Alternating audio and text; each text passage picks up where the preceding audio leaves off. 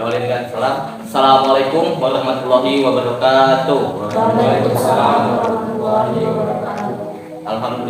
Alhamdulillahirabbil alamin. Wassalatu wassalamu ala asrofil anbiya'i wal mursalin wa ala alihi wa sahbihi ajmain. Amma ba'du. Raditu billahi rabba wa bil islami dina wa bil muhammadin nabiyya wa rasula. Rabbi sholli sadri wa yassir li amri wa hlul 'uqdatam min lisani yafqahu qawli. Pertama, marilah kita panjatkan puji syukur kita atas kehadirat Allah Subhanahu wa taala, atas berkat dan rahmat karunia-Nya lah kita dapat berkumpul di ruangan petang ini dalam keadaan sehat walafiat tanpa kekurangan satu apapun untuk melakukan kegiatan wawancara bersama Karutan dalam mata kuliah Penologi dosen pengampu Ibrahim Hikmah edisi SMH CPCLD. Salawat bermutiarakan salam tak lupa kita sanjung agungkan kepada junjungan kita Nabi besar Baginda Muhammad Sallallahu Alaihi Wasallam yang syafaatnya kita nantikan yang kiamat. Amin ya rabbal alamin. Selanjutnya kita langsung ke pertanyaan. Mohon izin Pak, perkenalkan kami dari mahasiswa Universitas Muhammadiyah Kota Bumi, Fakultas Hukum dan Ilmu Sosial, Prodi Hukum. Mohon izin, saya Empat dan ini rekan saya Kurniawan. Saya Fani Agustian. Saya Kak Matian, saya lebih berjasa. Selanjutnya mungkin langsung pertanyaan pertama ya Pak. Iya. Teknologi memiliki posisi yang strategis di dalam hukum pidana karena teknologi lah ilmu yang menentukan berhasilnya pemberian sanksi kepada para tahanan. Teknologi bidang ilmu yang berkaitan dengan kriminologi yang mempelajari tentang pemidanaan. Pertanyaannya adalah bagaimana cara pihak rutan memperlakukan tahanan pada proses penahanan dan dalam proses menjalani hukuman. Ya, makasih ya. Sebelumnya saya ucapkan dengan izin Bapak Ibu. Kami dari pihak rutan beserta jajaran, ya alhamdulillah, ya akan melakukan wawancara dengan adik-adik dari Universitas Muhammadiyah Kota Bumi. Teknologi ya. Lalu melihat pertanyaan pertama tadi, bagaimana cara pihak rutan memperlakukan tahanan pada saat proses penahanan dan dalam proses menjalani hukuman. Yang jelas kita harus tahu yang pertama, rutan itu apa, lapas itu apa. Ini ada perbedaan. Rutan ini adalah tempat di mana tersangka terdakwa ditahan baru menjalani proses di sidang pengadilan. Artinya di sini tempat tahanan menjalani proses. Jadi tahanan juga ada kategorinya. Ada tahanan itu tahanan polisi, ada tahanan kejaksaan, itu ada tahanan pengadilan negeri, ada itu tahanan pengadilan tinggi, dan ada tahanan mahkamah agung. Ya, sesuai ini. Nah, setelah dia putus itu mayoritas itu kita pindahkan ke lapas. Statusnya berubah dari tahanan menjadi narapidana. Artinya putusan dari pengadilan itu ketika inkrah dieksekusi sama jaksa berubah dia status dari tahanan menjadi narapidana. Dengan kata lain kalau kami di sini bahasanya warga binaan di masyarakat. Tapi kaitan dengan tadi bagaimana memperlakukan. Kalau memperlakukan semua sama dari awal masuk kami sudah masuk. Contoh, tahanan polisi masuk kirim ke kita. Yang pertama kita lakukan itu memeriksa administrasi. Surat perintah tahanan dari polisi itu lengkap sah. Ya kan? Kalau dia dari kejaksaan penahanan dari kejaksaan itu sah atau tidak, masa penahanannya masih ada atau tidak, itu secara administrasi ya, tapi secara perlakuan ya sama. Kami juga tetap pertama datang kita cek kesehatannya ya dong, yang pertama dong ya. Jangan istilah nanti kita kayak apa istilahnya ya, dilihat dari luar sehat sampai dalam hati. Loh, kita nggak tahu di dalam. Makanya istilah kami itu ada sehat tanpa luar, sehat tanpa luar kalau istilah.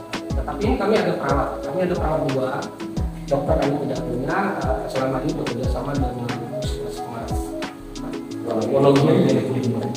Jadi ada semacam PKS jadi minggu datang. Tapi untuk sehari-hari petugas saya selalu door to door, mengerjakan door to door, tidak ada kamu nunggu kamu yang datang. Ya kan? Itu dari pelayanan sebenarnya sama pelayanan pertahanan di bidang kerohanian ada juga pagi-pagi keluar senam pagi. Tujuannya apa? Tujuannya supaya anak-anak itu jangan selalu di dalam ruangan tidak sedangkan hari itu tidak gerak, tapi kita upayakan semua sehat. Dan banyak juga tahanan kita yang membawa penyakit dari luar. Kadang-kadang kita biasanya kita juga koordinasi selalu ke keluarga.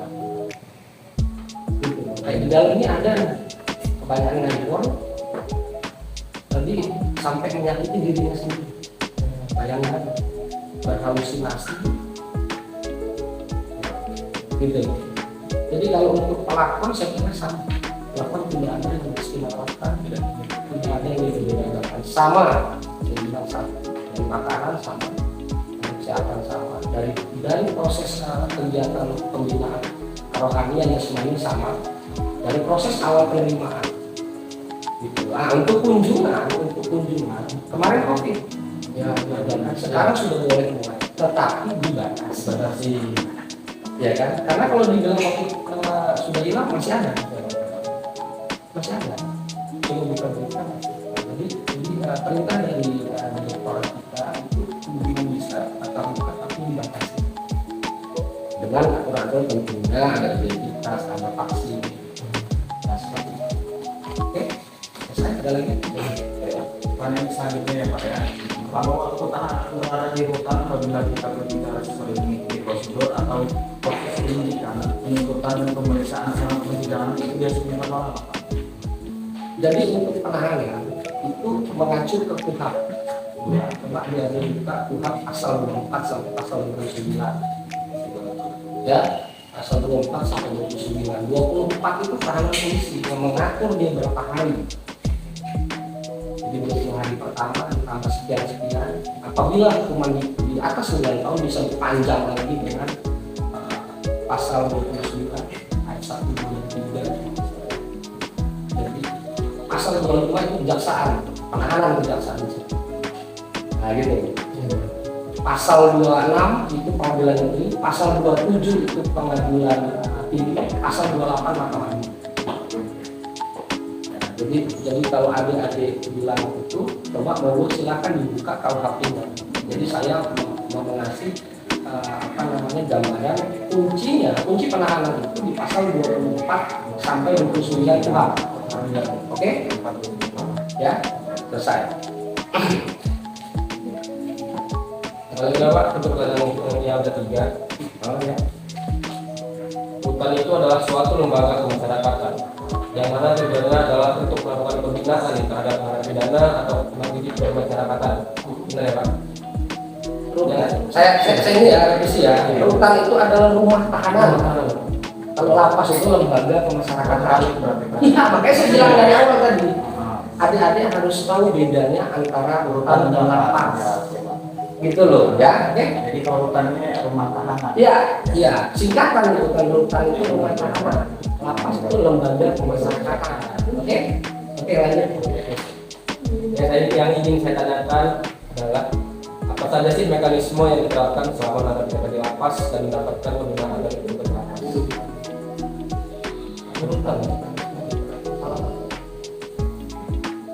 Ada mekanisme yang diterapkan selama narapidana di rutan dan dalam mendapatkan pembinaan dari petugas rutan.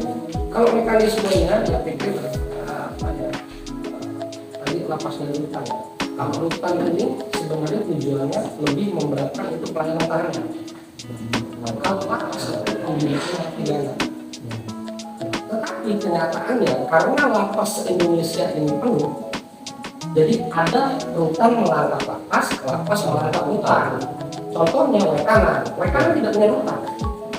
dia lapas merangkap rutan, jadi ada tahanannya. Jadi narapidana kami yang sudah putus setahun 2 tahun kan, kalau kita geser ke LP, kasihan LP itu kapasitas cuma 100 sekian, isi udah 600. Ya, solusinya kayak mana Pak? Kalau Jadi, dia terlihat kayak gitu. ya kita paling tadi kalau kami dari rutan menahan ibaratnya ada putus balik, sudahlah di sini saja pembinaannya. Kasihan Pak, karena saya pikir manusia juga Pak. Benar, benar. Karena satu kamar isi berapa kalau dijejel-jejelin? Kasihan Pak. Jadi saya pernah melihat satu kamar itu yang tidur gantian. Kalau isi dari luar. Dan sudah berdiri. Berdiri gantian. Kadang kita pakai gantungan antara besi ke besi itu pakai kayak sarung, kayak antengan begitu. Sebenarnya kalau dilihat dari sisi manusia itu, kalau untuk tadi proses mekanisme yang diterapkan selama narapidana dilakukan pembinaan itu, kepribadian mandirian, kalau dia sama pembinaan kepribadian tadi kayak kita ada dengan kerjaan. Bagian kerja kita tidak sebesar di lapas Pak. Jadi mereka punya kegiatan ya mengisi waktu, tujuannya apa? Supaya mereka itu dapatkan keterampilan. Dari luar nggak bisa, contoh dari luar nggak bisa minggu kayu atau membuat, ya ini karena membuat kayu ini dulu, tapi kalau udah bebas ya membuat, jadi kita bekali mereka suatu keterampilan. Tujuannya tadi setelah bebas mereka itu punya keterampilan gitu loh sebenarnya. Nah jadi kalau dari bidang kerohanian tadi di masjid kami ada Pak, bersama dengan pihak-pihak tentunya sama Depak ya, sama Depak untuk Kemenang. Contohnya mengajarkan anak-anak di dalam ini ngaji Pak, mengajarkan mereka ibaratnya menolak mereka. Jadi kita berikan itu pendidikan edukasi kepada anak-anak kita. Jadi itu, tapi yang jelas memang kami tidak sebanyak di lapas. Karena lapas itu memang tempatnya narapidana. Kalau kami di sini banyak tahanannya. Tadi saya bilang kembali ke awal, aparat polisi, kejaksaan, ada juga narapidana ada sebagian. Kenapa tidak kami biasa semua? Jangan kemarin kapasitas 150 contoh, ini juga narapidana kita. Iya, sangat over kapasitas. Jadi kami tahankan sudah bisa. Nah, jadi dari itu jadi saya pikir program ini akan banyak pembinaan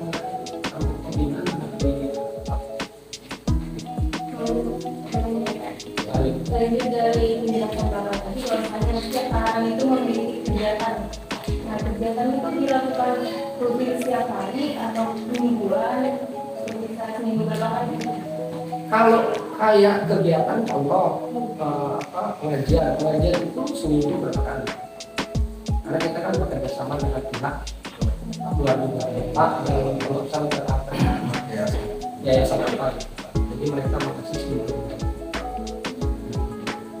Terus kalau kayak olahraga dijadwalkan setiap hari bergantian, ngobrol satu blok sampai 150 dua pagi bergerak.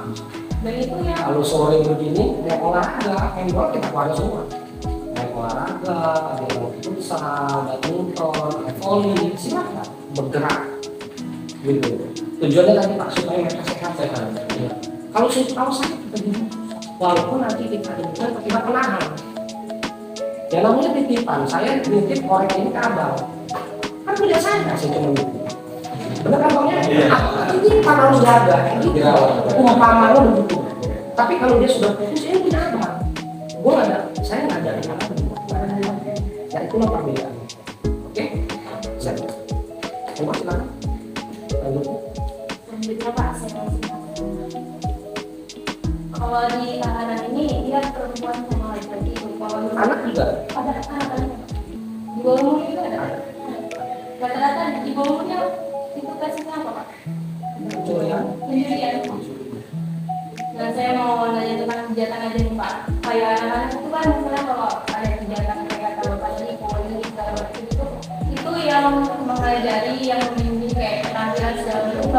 ngambil dari pihak luar atau dari kita sendiri? Jadi kalau anak ini agak lain Pak.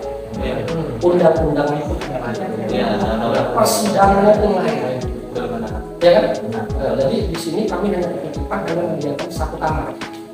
Karena untuk LP anaknya sendiri ada di Masgar, Pesawaran. Jadi untuk prosesnya itu langsung dieksekusi ke sana. Karena apa? Program pembinaan di sana. Pak. Karena di sini khusus dewasa, rutan khusus dewasa. Tetapi karena tidak ada tempat dan jam pada kami dititipkan sama kita. Tahu? Gitu loh, ya. Jadi untuk anak-anak ini Pak, untuk pembinaannya tidak kita gabungkan itu dewasa, ngeri juga. Ya, jadi kayak dia kita keluarkan untuk sholat, untuk haji itu harus diawasi khusus petugas karena dia sebenarnya tidak boleh bergabung dengan dewasa. Ya.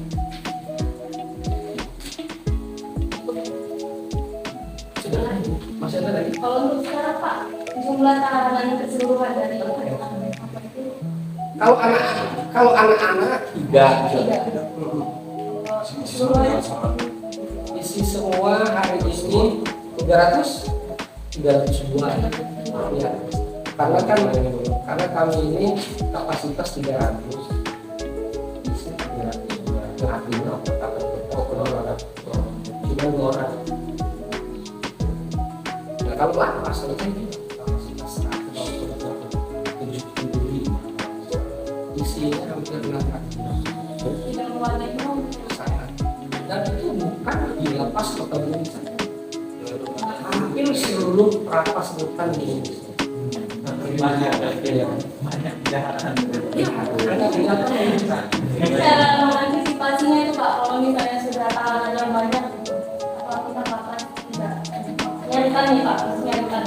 Apa kita punya kebijakan lain untuk tahanan ini kita taruh di mana? Kita tampung di sini. Oh nggak bisa, kalau kebijakan kita ibaratnya tidak dimasukkan sel contohnya, nggak bisa. Harus masuk ke dalam kamar dan kita kami jadi kan ada jam buka tutup. SOP itu ada dari jam berapa ke jam berapa kita buka, dari jam berapa kita tutup. Contoh jam 5 sampai jam 7 pagi atau jam setengah 8 baru kita buka. Bukan, untuk ya tadi dari sisi keamanan dong. Kalau kita keluarin semua dia tidur di luar dengan alasan over kapasitas. Jadi gini adik-adik. Jadi untuk hutan kota Bumi ini kami punya di pengalaman itu punya 4 regu. Ya, 1 regu ini kayaknya sekarang ini hanya 7 orang. 7 orang ini udah kepotong 2 di daerah. Di situ, di sini di pos 1. Nah tadi kalau dikaitkan tadi itu Pak punya kebijakan nggak? Contohnya nggak masuk kamar. Ya, kalau siang nggak mau dijadikan satu. ya SOP-nya harus dimasukkan ke kamar. Nggak bisa dong. Ya ini aja dari petugas pengamanan saja sebenarnya dalam logika tidak masuk. Sangat kurang. Nah itulah kami butuhnya kami dengan pendekatan mereka. Dan jangan salah ya, rutan ini tingkat kesetresan anak dalam tinggi. Ya, maka dia ditangkap. Contoh ya, dia ditangkap polisi, ya kan, sudah ditangkap, tidak diurus keluarga, dia seandainya ngambil sesuatu untuk beli beras di rumah, ketika dia ditangkap tidak diurusin, ya kan, begitu jalan ke sidang datang pengadilan agama, gugat cerai. Stres nggak? Stres nggak? Jadi tingkat kesetresan di rutan itu. Yang kedua dia mikir dituntut berapa, diputus berapa, apa? Kalau narapidana tadi sudah putus Pak, 10 tahun ya 10 tahun. Tinggal hitung saja potong gaji bisa kan? Untuk itu Pak, buat yang Pak tadi, kalau dia misalnya ada narapidana yang stres gitu, ada nggak sih yang membina dia, biar dia nggak, bimbing dia nggak, biar dia nggak stres pikirannya? Nggak, jadi gini, ini stresnya gimana nih? Kalau udah stres gila, gimana kan? Kata gua stresnya gimana nih? Jadi dulu, yang kedua gua batasi, jadi tahanan akan narapidana. Kalau tahanan, contohnya dia ada yang gila, kita dari pertama awal masuk sudah kita tolak. Kita tolak, kita tidak masalah. Nah itu harus saya pihak penahan dong. Nah tadi mana? Kayak saya tadi, gua politik korek ya dulu. Kalau lu nolak, wih, bang, ini korek udah usah gini, benerin dulu gitu. Iya. Jadi kalau konteksnya dalam tahanan, masuk tahanan, kami pasti menolak karena ada alasan. Dia harus uji dulu ke rumah sakit jiwa, dikatakan dia harus diinikan istilah psikiater ya kemarin. Ingat nggak yang ada kasus anak dulu bapak emak Di Bukit Bapak. yang di sini Di Bukit. yang dari bapak ya. Nah itu dilampirkan Pak semua tes kejiwaannya begini dan dinyatakan dokter tidak gila dia. Nah iya dong, proses pidana ini kan orang gila nggak bisa Pak itu nggak bisa diapa-apain orang gila namanya orang nggak gila. Lah kan kamu ini kuliah dulu dong. Nah jadi yang tidak ini kan kalau itu tanda tahanan ya. Kalau dia sudah kan ada sih udah lagi sidang goyang begitu putus gila. Ada kita ya kayak saya cerita tadi udah ya kita dengan perawat berkonsultasi dengan dokter kita lakukan pengobatan. Tentunya keluarga harus tahu. Kemarin kita obatin kasih obat udah mulai bisa dari ngobrol. Kamu kan tapi ya, kami ini bertugas itu bukan menjaga saja. Nah iya semua Pak. Kalau mau dibilang lo ngajarin, gua ngajarin, ya kan? Ya. Ada buta huruf kita ajarin, benar kan? Benar. Ada orang sakit obati. Ada basicnya bukan dokter. Tetapi ini kan orang gila aja kita ini.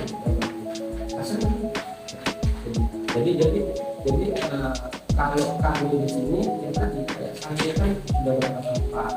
Dia bahasa itu waktu zaman saya ada beberapa yang itu coba apalagi kalau dia istilahnya tidak keluarga tidak urus tidak itu kan lebih repot kali Pak.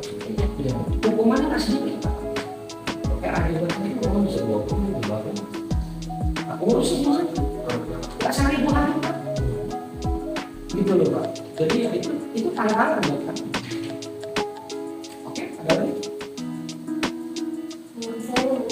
Kan misalnya dari seorang anak dengan orang ini ada keluarganya berita atau ibu atau bapaknya berita itu dia bisa pulang itu langsung kan? Saya tanya lagi kayak gitu. Ini Pak, kenapa penasihat? Jadi gini Pak, Bu. Jadi Mbak ya. Jadi saya gini. Kalau dia tahanan tadi tentunya harus mendapatkan izin dari dokter. Tadi saya bilang saya contoh sekarang, iya kan? Ada ini ya harus izin dong ke gua ya. Setelah lu bawa surat izin tunjukin ke kita baru bisa kita proses. Kita buatkan berita acara. Gitu loh. Paham ya? Karena ketika dia keluar dari gerbang ini bukan tanggung jawab kami lagi. Artinya sudah diambil sama pihak yang punya. Ya, ini harus paham ya. Maksudnya adik-adik harus paham juga. Tahanan narapidana beda. Sama seperti lapas dan tahanan. Oke, ada lagi?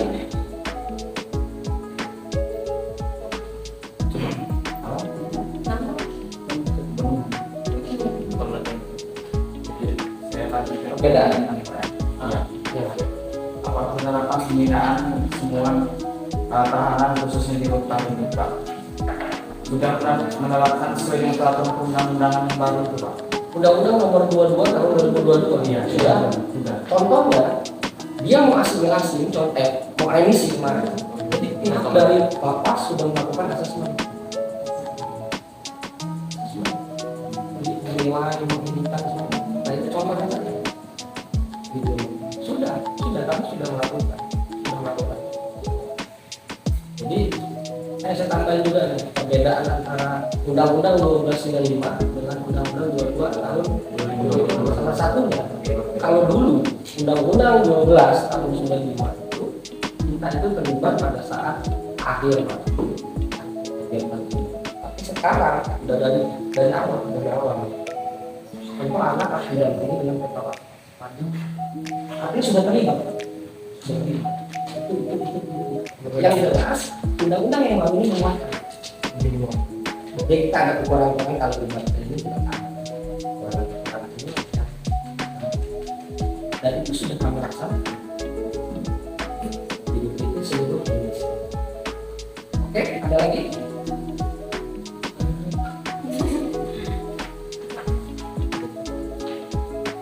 Cukup? Demikian wawancara dari kelompok kami dengan Bapak Kaditan kelas 2 kelas 2B. 2B. Mungkin itu saja dari kelompok kami. Sekian saya akhiri. Billahi taufiq. Wassalamualaikum warahmatullahi wabarakatuh. Waalaikumsalam.